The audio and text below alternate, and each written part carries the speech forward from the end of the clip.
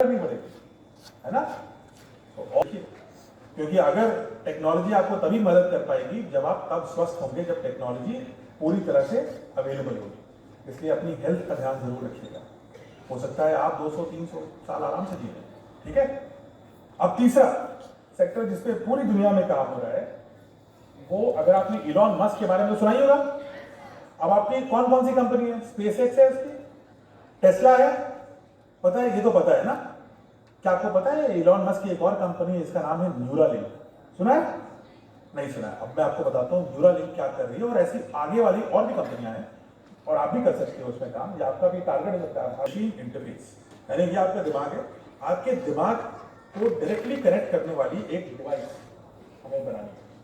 और आपकी ब्रेन और मशीन यानी कंप्यूटर और ब्रेन के बीच में अभी क्या करते हैं, आप टाइप करते हैं, देखते हैं, आपकी आंख देखती है, यू नो, वो आपके विजुअल कॉर्टेक्स में जाती है पीछे, फिर आपको थैलेमस में जाकर के बताती है ब्रेन में ये क्या है क्या नहीं है ना। ये होता है, स्लो है। हालांकि आप बहुत फास्ट रीडर हैं, आप तो टॉपर है, लेकिन फिर भी ये स्लो है। अगर हम ऐसा कुछ बनाते हैं कि कंप्यूटर और आपका ब्रेन सीधे कनेक्ट हो जाए, तो कितना आसान हो जाएगा सब कुछ। तब आपको अगर साइंस में फिजिक्स का पेपर सीखना है तो आप सिर्फ, अगर आपको डॉक्टर के बारे में कुछ नई चीज जाननी है तो आप सीधे कनेक्ट हो जाइए। तो धीरे ये इलॉन मस्क की न्यूरालिंक की जो कंपनी है, ये इस क्षेत्र में काम कर रही है, और आने वाले समय में 5-10 साल में कंप्यूटर और इंसान का मस्तिष्क एक साथ जोड़ पाएगा।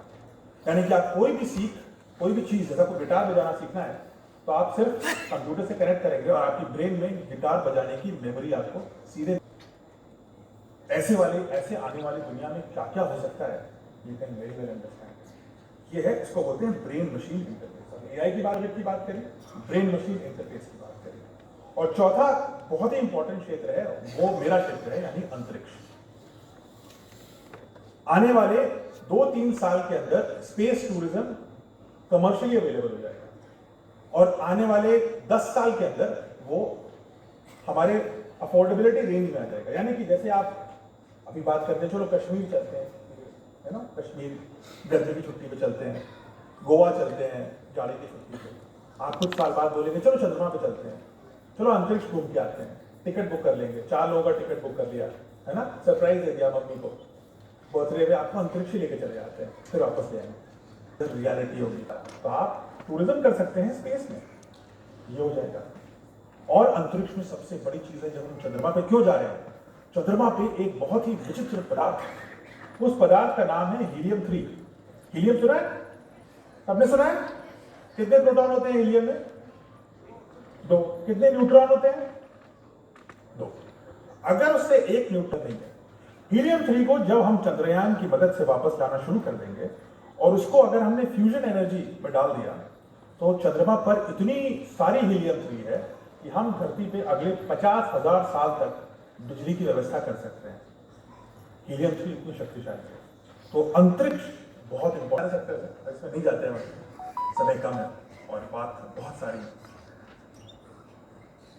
लेकिन एक और आखिरी सेक्टर है रोबोट्स का, और रोबोट्स में सबसे बड़ी जो चीज आ रही है वो है ह्यूमनॉइड्स, यानी कि इंसान जैसे दिखने वाले रोबोट्स। आपने देखा है कभी सोफिया को?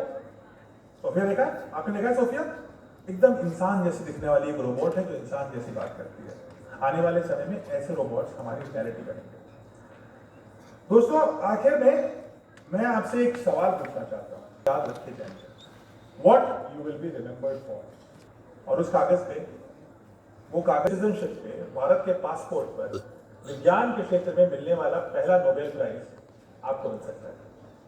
आज तक किसी भारतीय को भारतीय पासपोर्ट पर विज्ञान के क्षेत्र में नोबेल प्राइज नहीं मिला है। पीस के क्षेत्र में मिला है, विज्ञान के क्षेत्र में नहीं मिला। आप बन सकते हैं। क्या आप जाने जाएंगे एक ऐसे एंटरप्रेन्योर के रूप में जो 1 लाख लोगों को बिहार में जॉब दे पाए? क्या आप याद रखे जाएंगे एक ऐसे डॉक्टर के रूप में जो कैंसर, डेंगू, मलेरिया ऐसी बीमारियों को हल कर दे? क्या आप याद रखे जाएंगे एक ऐसे पॉलिटिकल लीडर के रूप में जो भारत को विकास के एकदम नए पथ पे नंबर 1 बना दे? क्या आप ऐसे पॉलिटिकल लीडर बनेंगे? क्या आप एक ऐसे इंजीनियर बनेंगे जो स्पेस सेक्टर में कि अंतरिक्ष में जाने का हमारा हम सबका सपना पूरा हो पाए? क्या आप ऐसे एस्ट्रोनॉट बनेंगे जो पहली बार